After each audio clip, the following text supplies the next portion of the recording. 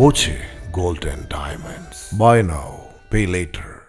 ഏകാദശി വ്രതശുദ്ധിയുടെ നിറവിൽ ദർശന പുണ്യം തേടി ഭക്തർ. പട്ടാമ്പി പടിഞ്ഞാറേമഠം ശ്രീ ഗുരുവായൂരപ്പൻ ക്ഷേത്രത്തിൽ ആയിരങ്ങൾ ദർശനം നടത്തി. സ്ത്രീകളുടെ അഖണ്ഡ നാമജപ നൃത്തയജ്ഞവുമുണ്ടായി. രാവിലെ മുതൽ ക്ഷേത്രത്തിൽ വലിയ തിരക്കാണ് അനുഭവപ്പെട്ടത്.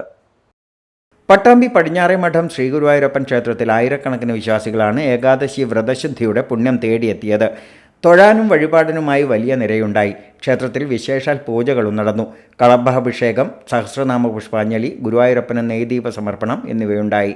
ഏകാദശിയുടെ ഭാഗമായി ഉദയം മുതൽ അസ്തമയം വരെ ക്ഷേത്രമുറ്റത്ത് സ്ത്രീകളുടെ അഖണ്ഡ നാമജപ നൃത്തയജ്ഞമുണ്ടായി. ഉച്ചയ്ക്ക് ഭക്തർക്ക് ഏകാദശി വ്രത ഭക്ഷണം നൽകി. വൈകുന്നേരം ലീല കുമരംപുത്തൂർ അവതരിപ്പിച്ച കഥാപ്രസംഗമുണ്ടായി.